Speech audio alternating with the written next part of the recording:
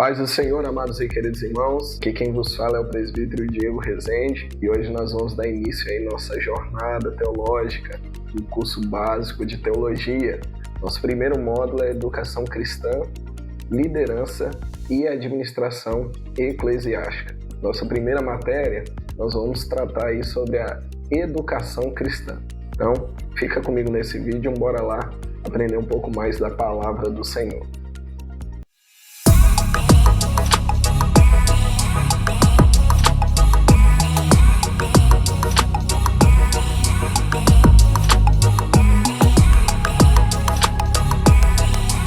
Então, bora aqui, irmãos. Aqui, ó, o comentário introdutório dessa nossa matéria diz o seguinte: o Senhor possui um povo que ele mesmo denomina de rebanho. Todavia, ele tem cuidado desse rebanho de forma espiritual e física. Então, o Senhor, ele cuida do rebanho de forma espiritual e física. Na forma espiritual, o Espírito Santo é quem cuida para que nada venha faltar para o rebanho. Salmos 23. Em relação ao cuidado físico, ele estabeleceu ministros que possuem a missão de dar a este rebanho todo o cuidado que for necessário. Não podemos declarar que o cuidado do rebanho do Senhor seja algo simplório. Não.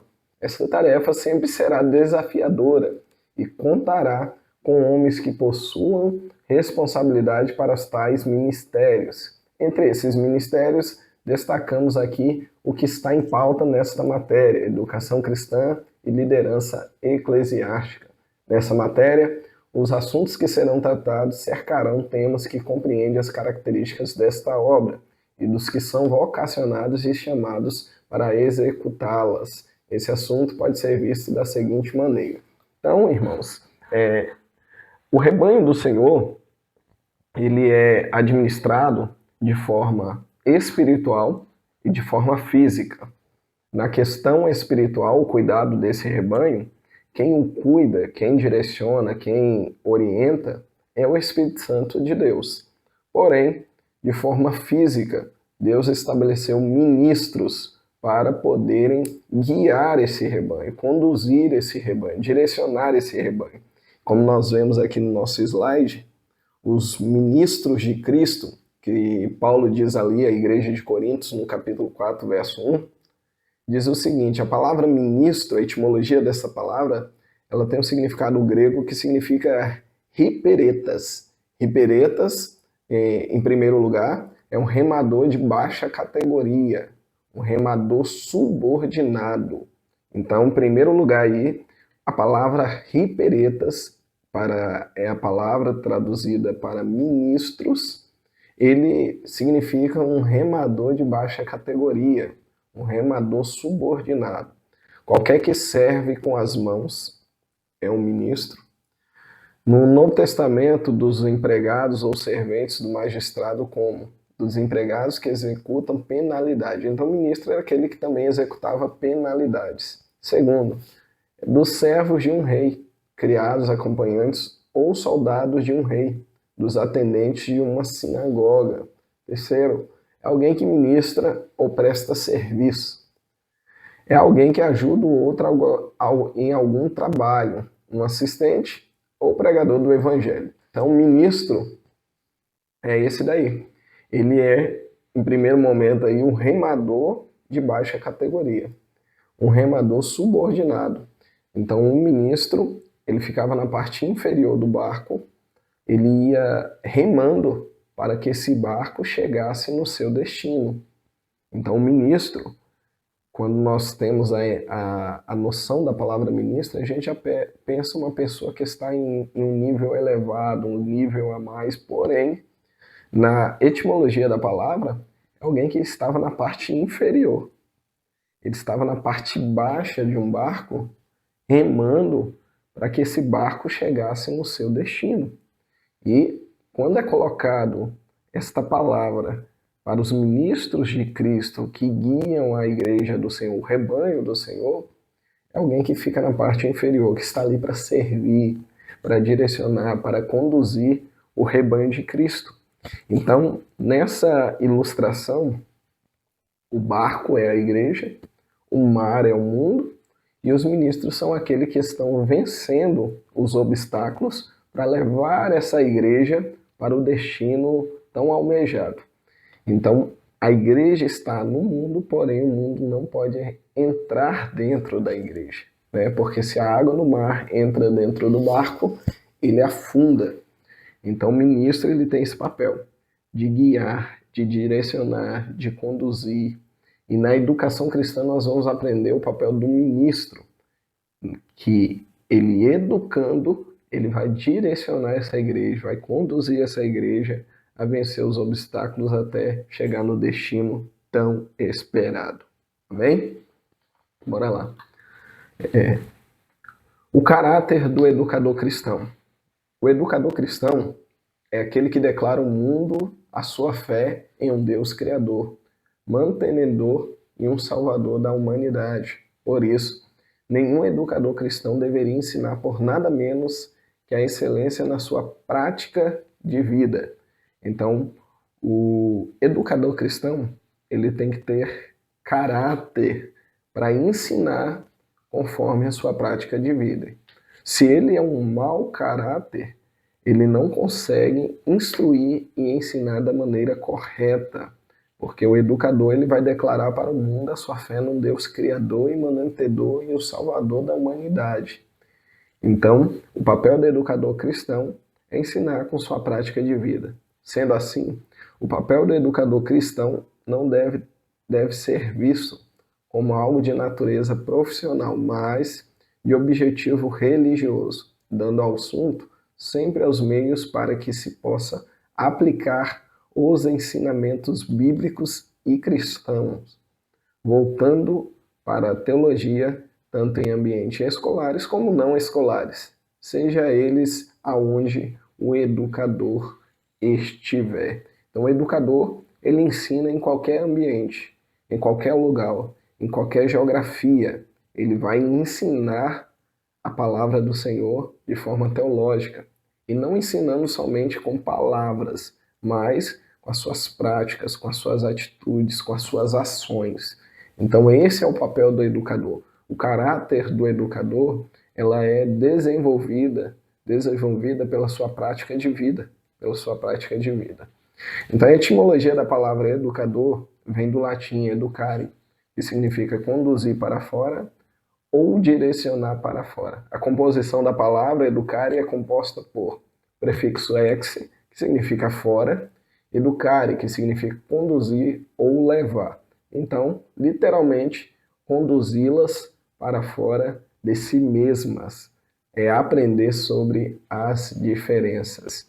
Então, o educador tira a pessoa desta caixa de conceitos, ideias que ela vem aprendendo ao longo da sua vida e muitas das vezes se fecha em algum ensinamento, algum conceito.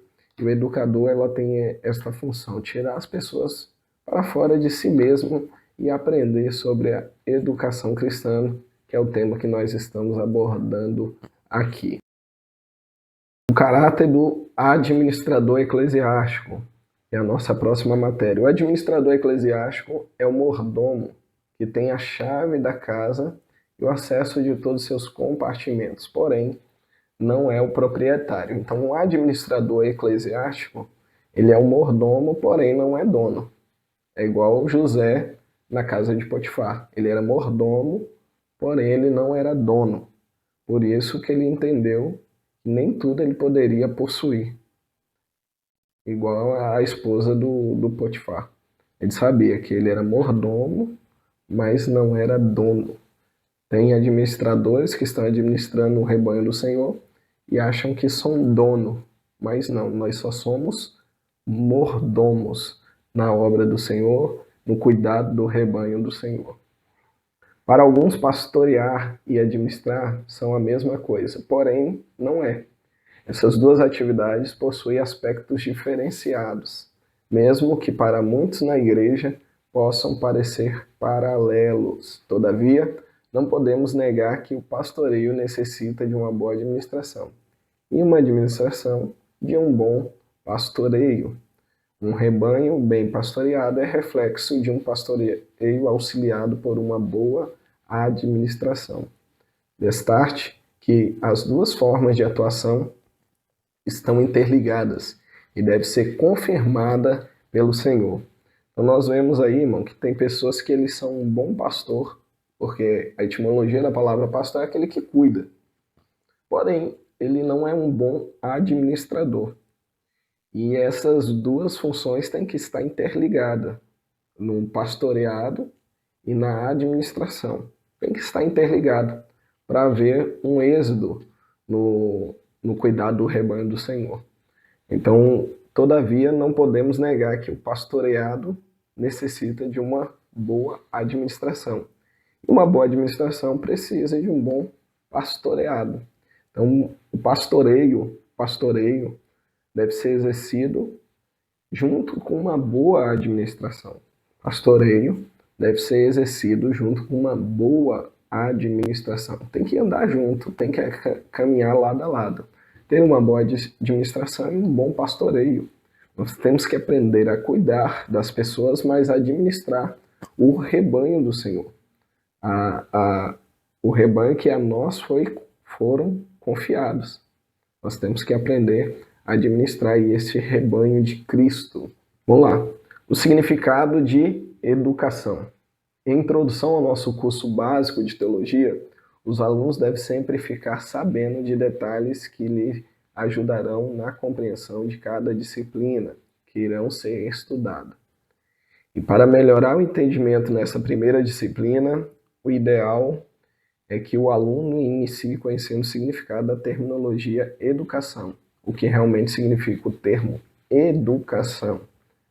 Em primeiro lugar, a palavra educação nos direciona para um ato de educar, uma forma de dar instrução, polidez ou disciplinamento. Na forma mais comum da expressão, educação é a forma que os hábitos, os costumes e os valores da sociedade ou famílias passam a ser comunicados aos demais, isto é, de geração em geração. Então a educação direciona para o ato de educar, uma forma de dar instrução, polidez ou disciplinamento. Então a educação ela vai moldar, ela vai polir, ela vai forjar. A educação tem esse papel, né, de estar polindo, moldando, forjando o sujeito através daquilo que está sendo ensinado, porque o conhecimento ele liberta. Jesus disse: conhecereis a verdade vos libertará. Conhecimento ele liberta. Então, quando nós aplicamos a educação através do conhecimento que transmitimos para pessoas que está sendo educada, então nisso vai gerar o quê? Uma libertação. E essa libertação está forjando aquela pessoa, está polindo aquela pessoa, está moldando aquela pessoa. Em segundo lugar, qual o verdadeiro valor da educação? O verdadeiro valor da educação está acima do que entendemos como simplesmente fazer uma transferência de conhecimentos teóricos, de forma a doutrinas ou currículos seculares de formação. A educação deve promover a transformação do homem em meio à sua sociedade, seja ela religiosa, seja ela secular. Qual o papel da educação? O significado da educação é transformar a pessoa no meio da sua sociedade. Então, para trazer uma transformação, seja na área religiosa ou secular, tem que gerar uma transformação. Esse ensinamento, esse conhecimento que é transmitido para aquele que está sendo educado. Então, o educador, ele tem esse papel de que o seu ensino, o seu ensinamento, aquilo que está sendo passado, a educação que está sendo transmitida, seja ela secular ou religiosa, causem nas pessoas uma transformação. Esse é o papel do educador cristão. Olha lá, nesse sentido teológico, a educação está acima de uma estrutura física ou natural. Esta educação, alinhada à vida cristã, é denominada de educação cristã. Para os que professam o cristianismo, a educação cristã conduz os servos do Senhor para uma melhor forma de aprendizado, fazer que cada um deles um servo ativo e não meros ouvintes. A educação cristã trabalha com o objetivo de conduzir um entendimento sólido para a mente, ao invés de aglomerar entendimentos comuns que nada edifica na vida cristã. Então, a educação cristã ela tem com o objetivo de solidificar a mente dos seus ouvintes com a palavra de Deus. A palavra de Deus, que é a base do ensinamento da educação cristã, ela vai fazer o quê? Que edifique a vida daquele que está sendo educado. Se não houver uma edificação, isso não está sendo transmitido pelo educador o ensinamento sólido, a base bíblica para edificar a vida daquela pessoa. Então nós não estamos só transferindo informações, conhecimento, mas temos o objetivo de edificar a vida daqueles que estão sendo educados. Então a educação cristã trabalha com o objetivo de conduzir um entendimento sólido para a mente das pessoas, não um entendimento raso, vazio, sem fundamento, não, um entendimento sólido, ao invés de aglomerar entendimentos comuns que nada edifica na vida cristã. Não é esse o objetivo da educação cristã. Se levarmos em consideração o conteúdo de educação em conformidade com o dicionário Oasis da língua portuguesa, entendemos que a educação é assim. Primeiro, levar o indivíduo a adaptar com algo. Então, a educação vai levar o indivíduo a adaptar com algo. Segundo, conduzir ao entendimento de alguém a uma doutrina. Terceiro, permitir que no indivíduo haja uma forma de informação. Quarto, produzir uma pessoa para uma melhor ou nova iluminação. Então, segundo o dicionário Oasis da língua portuguesa, entendemos que educação é assim: levar o indivíduo a adaptar com algo, conduzir o entendimento de alguém a uma doutrina, permitir que o indivíduo haja uma forma de informação e conduzir uma pessoa para melhor ou nova iluminação. Então, essa é a definição da palavra educação no dicionário Oasis da língua portuguesa. Desta forma, podemos concluir que, na formação da educação cristã, o tempo é indeterminado e o ambiente é desconsiderado. Não existe um tempo limite, nem um local determinado para aplicar a educação na vida de uma pessoa. Em todo tempo e em todo lugar, devemos construir uma oportunidade para a aplicação da educação. Segundo Timóteo, capítulo 4, verso 2, Paulo diz a Timóteo para pregar em tempo e em fora de tempo. Da mesma forma, o educador cristão, ele tem por objetivo de ensinar, independente do ambiente, independente do tempo, independente do local, da geografia, do espaço que ele está, independente do tempo que ele está. Ele tem que criar oportunidades para aplicar essa educação. Então, a educação é aplicada em qualquer momento, em qualquer tempo, em qualquer ambiente. Não existe um tempo determinado para aplicar a educação. É claro que existem momentos que alunos vão estar diante de uma sala para aprender, vão se colocar em um determinado local geográfico para aprender, seja no templo, seja numa escola. Eles vão se colocar à disposição para aprender em um tempo determinado, em um local geográfico para poder aprender. Porém, quando nós falamos de educação cristã, não se limita somente a isso. Não pode se limitar somente ao espaço geográfico e ao tempo determinado. A qualquer momento e em qualquer ambiente é uma oportunidade de inserirmos, instruirmos com a educação cristã. Objetivo da educação cristã. O processo da educação cristã deve ser mais vista como um objetivo do que como uma obrigação. Então, primeiro momento aí, nós entendermos que a educação cristã tem que ser vista como um objetivo e não como uma obrigação. Tem gente que entende que é obrigado a ensinar. Não, você tem que ter isso como objetivo, como um alvo ser alcançado, como um propósito de vida. Isso Se levarmos em consideração que a educação cristã é a forma de conduzir uma oportunidade para que haja no cristão um melhor crescimento na vida espiritual e intelectual em relação ao Senhor e à sua palavra. Essa educação irá moldar o servo do Senhor, tanto na sua vida física, emocional, espiritual, como também social. Esta não é uma forma teórica, quando entendemos o que está escrito em Lucas capítulo 2, versículo 52, que diz: E crescia Jesus em sabedoria, em estatura, em graça para com Deus e para com o homem. Então, o papel e o objetivo da educação cristã é trazer crescimento de sabedoria, de graça para aquelas pessoas que estão sendo educadas. Então, o papel do educador é esse, o objetivo da educação cristã é esse, trazer crescimento na vida do ser humano. Então, a pessoa tem que crescer, expandir, escalar, aumentar, alargar o seu conhecimento através da educação que está sendo adquirida. Se não houver um crescimento na vida da pessoa, é porque ela não está recebendo o que está sendo ensinado. Para isso, ou talvez o educador não está sabendo transmitir da forma correta à pessoa que precisa ser educada. Sendo assim, aprenderemos que a educação cristã precisa ser um objetivo de transformação contínua. A educação cristã é a responsável pela integração de valores psíquicos, éticos e espirituais, que não termina enquanto estivermos nesta vida física.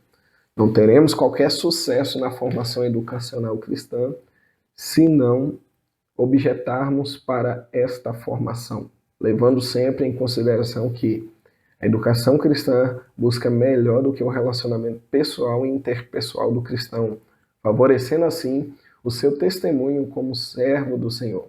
Somente assim teremos na prática a maturidade cristã, cumprindo na prática o que foi dito por Jesus Cristo em Mateus capítulo 5, versículo 13 e 14.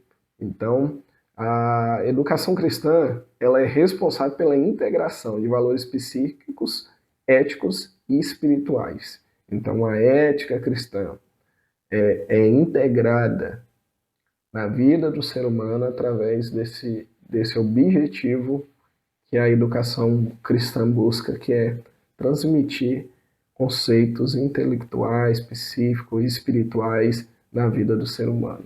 Uma formação para a vida. Existem diversos comentários em relação à formação educacional dos servos do Senhor. Em certa ocasião, encontrei dizeres relacionados a isto, mas isso vou destacar algo que mais me despertou interesse. Eu li algo que dizia o seguinte: afirma-se entre os pastores que há igrejas que são ótimas parteiras, mas péssimas babás. Outras são ótimas babás, mas péssimas parteiras. Então nós vemos aí que o papel da educação cristã é uma formação para a vida, é formar pessoas. E nós vemos que existem igrejas que são excelentes babás, mas péssimas parteiras. Outras são excelentes parteiras, mas péssimas babás. O que é isso? Existem denominações e igrejas que elas são excelentes na obra evangelística. Elas conseguem ganhar muitas almas para o reino de Deus, com a ajuda e auxílio do Espírito Santo, e vão lá, ganham as almas, porém, no momento que é para cuidar, ensinar, instruir, admoestar, doutrinar essas pessoas com a palavra do Senhor, elas não têm esse cuidado, são péssimas babás. Já outras igrejas têm dificuldade na obra evangelística, em ganhar almas para o reino de Deus, em anunciar a palavra do Senhor. Porém, elas são excelentes cuidadoras, elas conseguem cuidar dessas pessoas que são neofitas na fé, que estão chegando, que estão iniciando a sua caminhada cristã.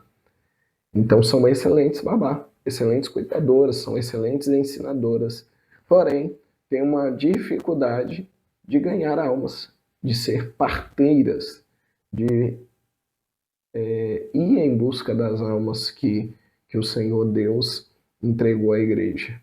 Então, nós vemos aí que existem igrejas que são excelentes babás, mas péssimas parteiras.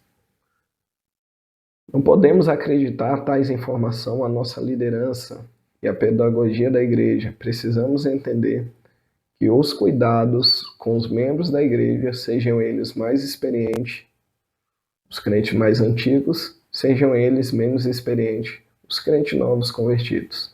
Todos necessitam de cuidados pedagógicos, dando cada um a possibilidade de desenvolver maturidade cristã. Então nós vemos aí que todos precisam da pedagogia do ensino para alcançar maturidade cristã. Então qualquer pessoa precisa de ensinamento da educação cristã. Ah, mas a pessoa tem vários anos que serve ao Senhor. Essa pessoa também precisa e necessita de educação e alcançar a maturidade. Porque nem todo mundo que tem vários anos na caminhada cristã quer dizer que ela atingiu o nível de maturidade. Nem quer dizer que a pessoa, por ser neófito, não consegue nutrir também uma maturidade por ser novo na fé, ser um novo convertido. Então, todas essas pessoas, tanto aqueles mais experientes como aqueles novos convertidos, precisam de ser pedagogicamente ensinados. Não podemos acreditar ou aceitar que uma pessoa evangélica seja madura, tanto experiencial como espiritual, somente pelo fato de já ter algo largo histórico na vida cristã. Como também não podemos deixar de acreditar que um recém-convertido seja incapaz de nutrir a uma maturidade crosta somente pelo fato de ter ser um neófito na fé. O que devemos levar sempre em consideração é o papel da igreja conduzir tanto um quanto o outro para uma sólida formação em educação cristã, pois isto ajudará na caminhada em direção ao reino de Deus, mesmo que para isso seja necessário enfrentar o desafio que vier surgir na formação dos crentes. Então, nós vemos aí que nessa formação para a vida, independente do grau de conhecimento que a pessoa tenha, todos nós devemos aí, através da educação cristã, chegar a um nível de maturidade. Nós não podemos determinar ou definir que uma pessoa seja madura pelo tempo de evangelho, de conversão que ela tem. Não. Nem podemos dizer que só porque uma pessoa é um neófito, é um recém-convertido, seja incapaz de nutrir uma maturidade crosta na presença de Deus. Bem, quais os desafios que devem ser enfrentados? Esses tipos de desafio que a liderança eclesiástica pode enfrentar na tarefa da formação da educação cristã. Aqui desejo apresentar algum desses desafios. Em primeiro lugar, a formação dos ensinadores. Em primeiro lugar, a formação dos ensinadores. Todos que são integrados na igreja ficam informados que os ministros do Senhor têm algum título reconhecido como apóstolos, profetas, evangelistas, pastores e mestres, Efésios 4:11. Todavia, o que realmente os membros da igreja não veem corriqueiramente é o último desse grupo de ministros serem destacados, os mestres. Esse passo inicial a serem dados é reconhecer os que foram vocacionados pelo Senhor para atuarem como mestres na sua obra. Então, em primeiro lugar, a formação dos ensinadores.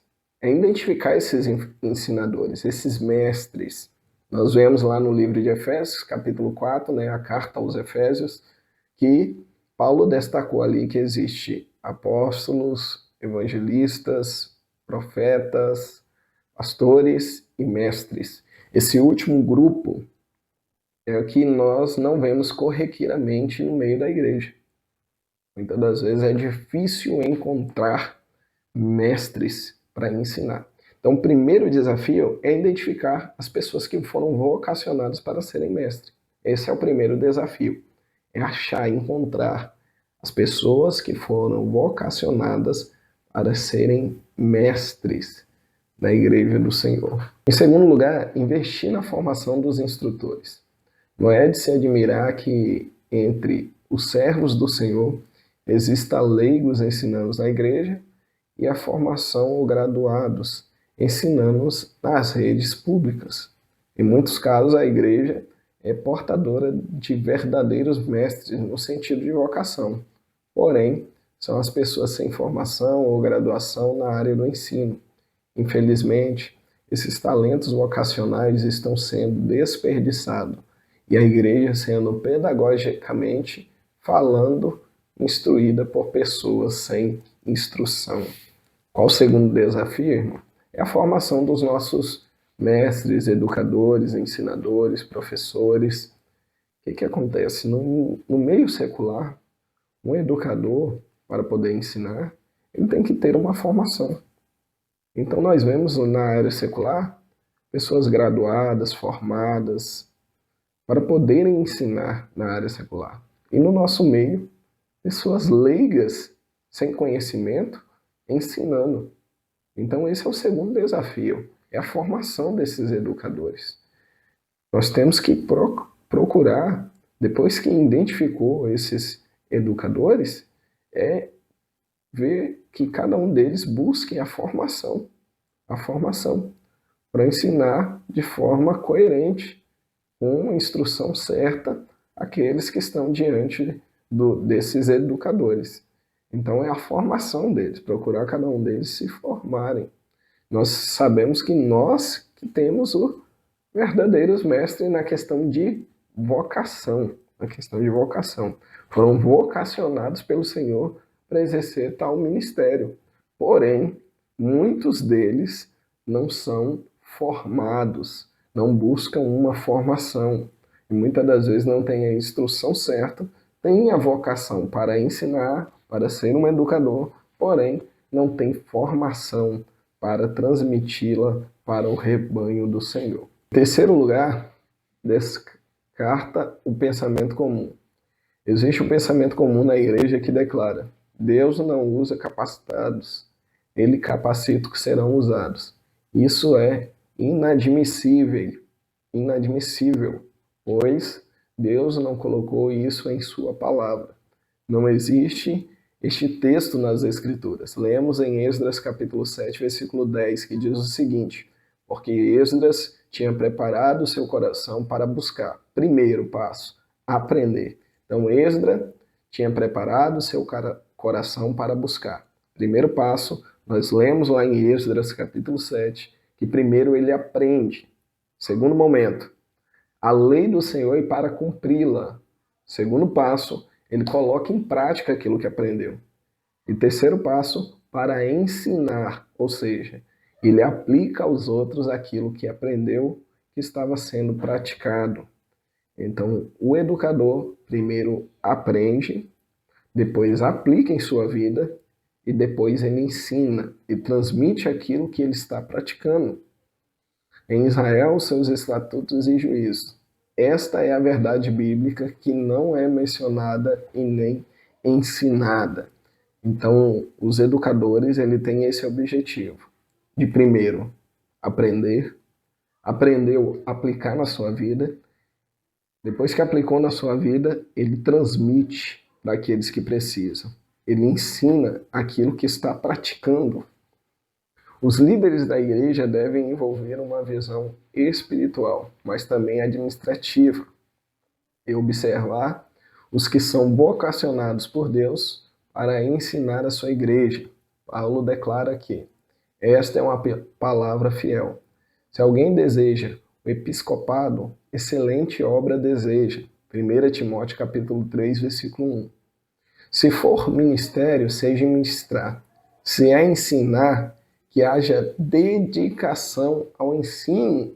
A palavra dedicação ali, a palavra grega, tem um sentido de diligência, de cuidado, de zelo, de apreço. Ou seja, um ensinador, ele tem que ter dedicação, ele tem que se esforçar, ele tem que ter zelo, ele tem que ter diligência, ele tem que ter cuidado, ele tem que ter apreço para poder ensinar o rebanho do Senhor.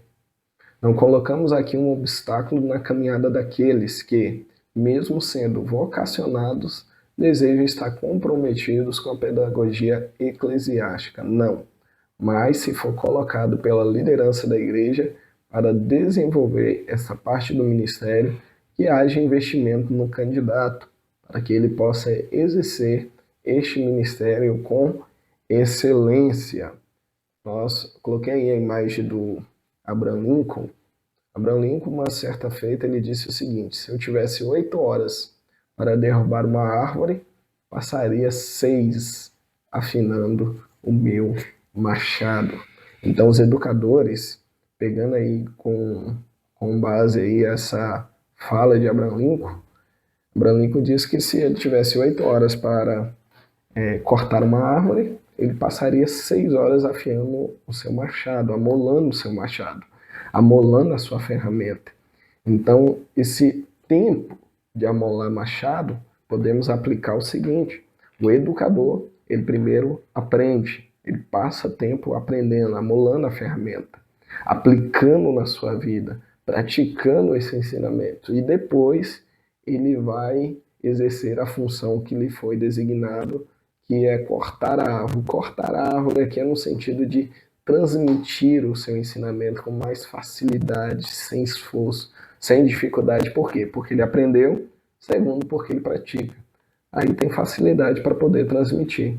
Quando você aprende e quando você pratica, você tem mais facilidade. Se você não aprender e não praticar, muitas das vezes fica difícil executar esse objetivo. Amém? Esta daí foi a nossa primeira aula. Esse daí foi a introdução da matéria de educação cristã. Nós vamos dar continuidade na segunda aula. Amém? Deus abençoe.